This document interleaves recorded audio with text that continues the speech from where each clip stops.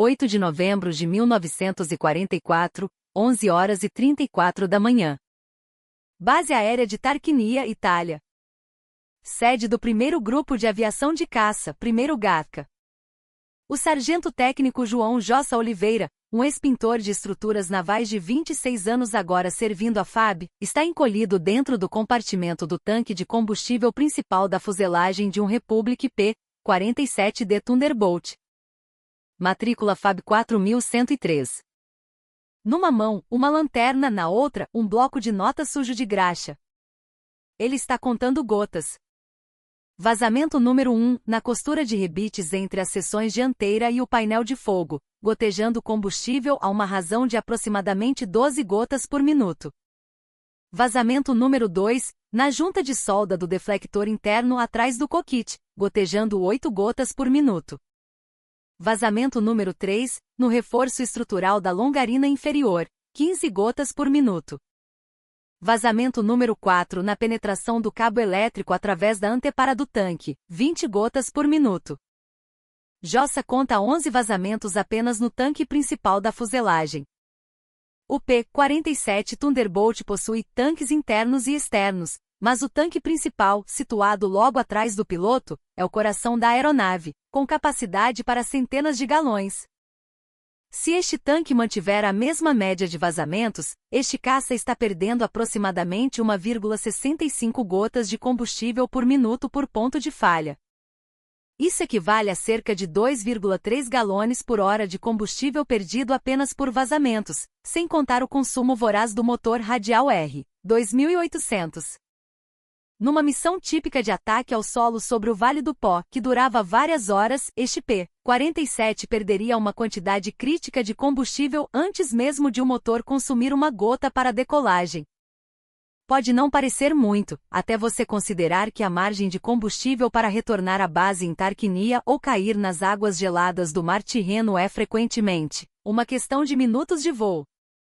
Mas o problema não é apenas a quantidade de gasolina perdida, é para onde ela vai. Quando os tanques vazam, o combustível não desaparece num passe de mágica. Ele se infiltra nos compartimentos estruturais da fuselagem. Acumula-se nos espaços entre as longarinas, goteja sobre chicotes elétricos expostos e vaporiza-se no ar quente, perigosamente perto do turbocompressor incandescente. O P-47 foi projetado com tanques autosselantes, fabricados com camadas de borracha vulcanizada entre lâminas de lona. Quando um projétil inimigo perfura o tanque, a borracha se expande em contato com o combustível e sela o buraco automaticamente. Esse sistema funciona perfeitamente para buracos de bala nazistas. Não funciona para microfissuras estruturais em costuras de rebites, juntas de solda e passagens de cabos. E esses vazamentos estão matando pilotos brasileiros. Entre outubro e novembro de 1944, o primeiro GATCA teve aeronaves comprometidas por causas não relacionadas ao combate direto. Dessas, várias ocorrências foram atribuídas direta ou indiretamente a vazamentos de combustível, incêndios misteriosos causados por vapores em contato com sistemas elétricos ou a perda de potência do motor por pane seca, falta de combustível, quando os tanques esvaziaram prematuramente antes do retorno à base. Pousos forçados em campos italianos lamacentos tornaram-se um risco real. Os engenheiros da Republic Aviation e o Comando Logístico Americano, o ZAAF, enviaram equipes técnicas para investigar. A conclusão foi documentada num relatório técnico frio e burocrático datado do mês anterior. Os tanques de combustível do P-47D são construídos mediante a montagem de seções de alumínio unidas por rebites e solda. A natureza dessa montagem cria, inevitavelmente, espaços microscópicos entre as superfícies de contato devido às tolerâncias de manufatura, deformação por tensão estrutural durante as manobras de alto G e expansão térmica diferencial. Estes vazamentos são inerentes ao design da construção rebitada e não podem ser eliminados pelos métodos de vedação atuais sem um redesenho completo do tanque. Em outras palavras, os vazamentos são inevitáveis. Aceitem ou redesenhem o avião. Redesenhar o avião levaria de 18 a 24 meses e exigiria parar a produção do P-47 enquanto as mudanças eram implementadas. Com a guerra na Europa atingindo seu clímax e a necessidade desesperada de apoio aéreo para a Força Expedicionária Brasileira e os aliados, parar era inaceitável. A ordem oficial do comando americano foi continuar as operações, aceitar os vazamentos como risco inerente, e instruir os pilotos brasileiros em procedimentos de emergência para fogo a bordo. O sargento Jossa Oliveira leu o relatório técnico e chegou a uma conclusão diferente. O famoso jeitinho brasileiro começou a pulsar em sua mente. Os engenheiros americanos disseram que os vazamentos não podiam ser eliminados com os métodos de vedação atuais. Jossa pensou, então vamos usar métodos que não são atuais. Vamos fazer do nosso jeito. Se você quer saber como uma ideia maluca resolveu um problema que os engenheiros declararam impossível, preste atenção nesta história. Jossa não era engenheiro aeronáutico. Sua função oficial era a manutenção e pintura das camuflagens verde-oliva e cinza dos Thunderbolts. Mas antes da guerra no Brasil, Jossa havia trabalhado 8 anos como pintor industrial nos estaleiros do Rio de Janeiro, aplicando revestimentos protetores em tanques de combustível de navios. E nos estaleiros cariocas, Jossa aprendeu algo que a Republic Aviation aparentemente ignorava. Os tanques de combustível dos navios tinham exatamente o mesmo problema dos tanques dos P-47, construção rebitada com vazamentos inevitáveis nas costuras. Os estaleiros resolviam o problema aplicando selantes especializados por dentro do tanque, criando uma barreira contínua que cobria todas as costuras, rebites e soldas. O selante mais efetivo que Jossa usará chamava-se Compol PR 1422, um adesivo de polissulfeto desenvolvido especificamente para aplicações navais e aeroespaciais.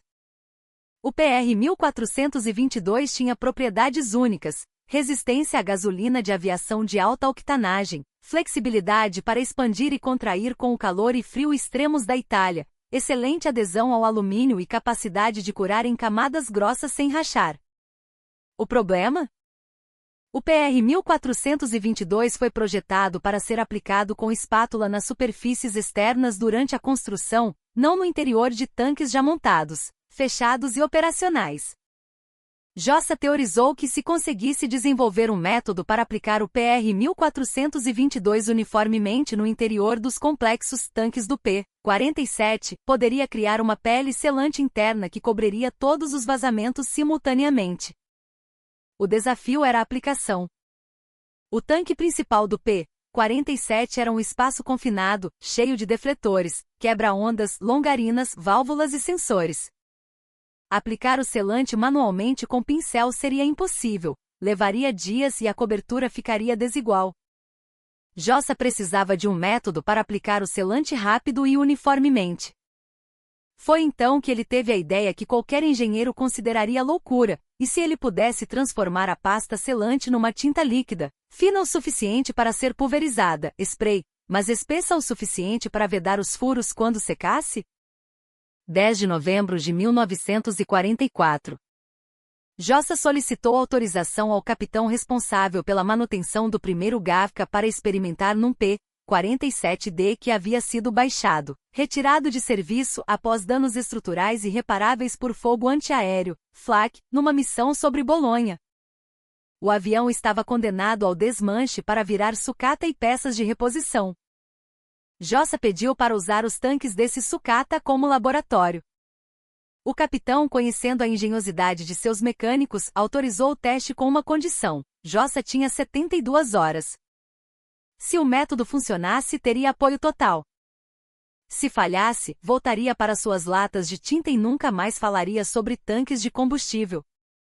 Jossa começou a experimentação imediata. Era a hora da alquimia.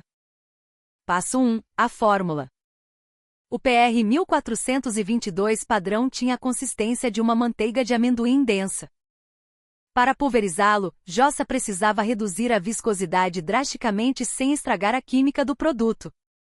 Ele misturou o PR 1422 com tolueno, um solvente potente que diluía a pasta, mas que evaporava completamente após a aplicação, deixando apenas a borracha curada.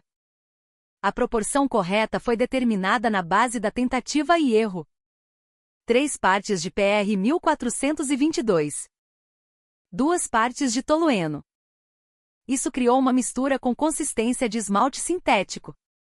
Líquida para o spray, espessa para não escorrer tudo. Mas Jossa adicionou o toque de mestre que os americanos não previram: pó de alumínio. O pó de alumínio tinha duas funções críticas.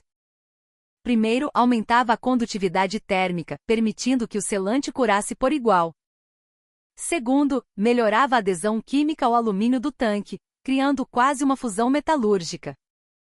A fórmula final da mistura do Jossa: 3 partes de PR 1422.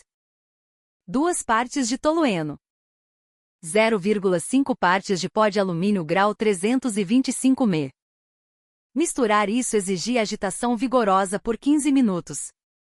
O resultado era uma substância cinza prateada com cheiro forte e penetrante. Passo 2. A aplicação. Jossa precisava pulverizar isso lá dentro. Usou uma pistola de pintura de pressão convencional adaptada com uma extensão de bico. Mas pulverizar tolueno dentro de um tanque fechado criava uma bomba relógio, os vapores eram explosivos e tóxicos. Jossa resolveu com a típica improvisação brasileira, montou um sistema de ventilação forçada com ventoinhas recuperadas, empurrando ar fresco para dentro e extraindo os vapores por outra saída. Passo 3. A cura. O PR 1422 demora 48 horas para secar naturalmente. Eles não tinham esse tempo na guerra. Mas o produto aceitava cura térmica. A 65 graus Celsius, ele curava em 4 horas.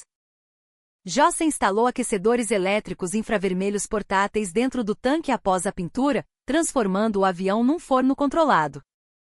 12 de novembro de 1944, 14 horas e 17. Jossa estava pronto. Selecionou o tanque principal do P-47 Sukhata. Esse tanque tinha dezenas de vazamentos documentados. Jossa entrou com o equipamento, máscara respiratória e a ventilação ligada. Pulverizou a mistura sistematicamente. Paredes, teto, fundo, rebites. O processo levou 43 minutos.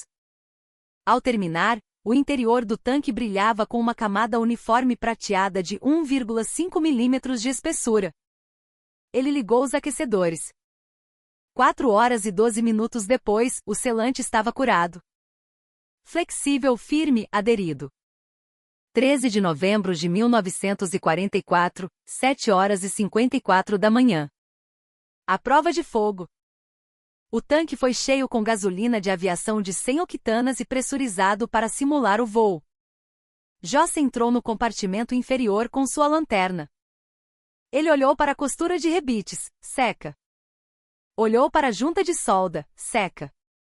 Olhou para a passagem dos cabos, seca. 0 vazamentos. 0 gotejamento. Nem mesmo o cheiro de gasolina. O tanque ficou pressurizado por 24 horas. O resultado se manteve. Quando Jossa reportou ao capitão, a resposta foi imediata e tipicamente brasileira: Sargento, você tem carta branca. Modifique todos os P-47 do grupo. O que você precisa? Jossa calculou que com uma equipe de 6 soldados treinados, poderia selar um avião em 18 horas de trabalho, distribuídas em 3 dias para a cura. O primeiro Gavka tinha dezenas de aviões. A estimativa: 6 semanas para blindar a frota contra vazamentos. 15 de novembro de 1944. A produção começou. Drenar o avião. Limpar com solvente. Secar com ar quente. Preparar a fórmula mágica PR 1422 mais tolueno mais alumínio. Pulverizar. Assar a 65 graus Celsius. Testar. 28 de dezembro de 1944. A frota do primeiro Gavka estava modificada. Os resultados foram gritantes. Antes, a perda de combustível e o cheiro de gasolina no cockpit eram reclamações constantes nos relatórios de voo. Após a modificação Jossa, os vazamentos caíram drasticamente. A eficiência de combustível aumentou, permitindo missões mais longas sobre o território inimigo. Mas o impacto real foi na segurança. Nos meses seguintes, O número de incidentes de fogo a bordo não causados por combate caiu para quase zero entre as aeronaves modificadas. O comando americano, observando a eficiência dos brasileiros, notou os resultados. O método foi estudado e eventualmente adotado silenciosamente em outras unidades aliadas.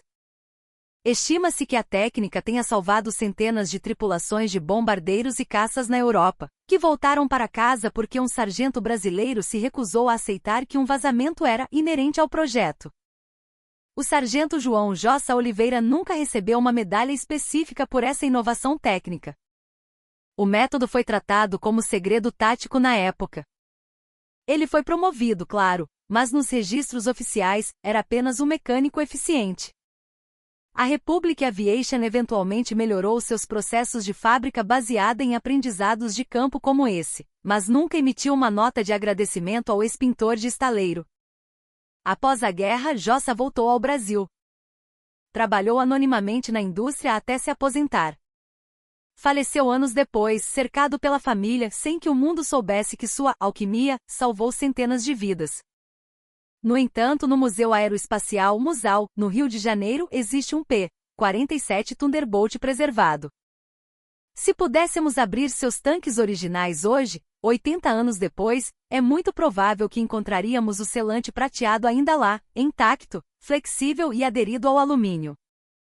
Um testemunho silencioso de que, às vezes, as melhores soluções de engenharia não vêm de laboratórios corporativos, mas de um brasileiro com uma lata de tinta, criatividade e a teimosia de não aceitar o impossível. E você conhecia essa faceta da engenhosidade nos bastidores da guerra? A história de como a criatividade prática salvou os Sentapua. A lição que fica é clara: impossível, é apenas uma opinião até que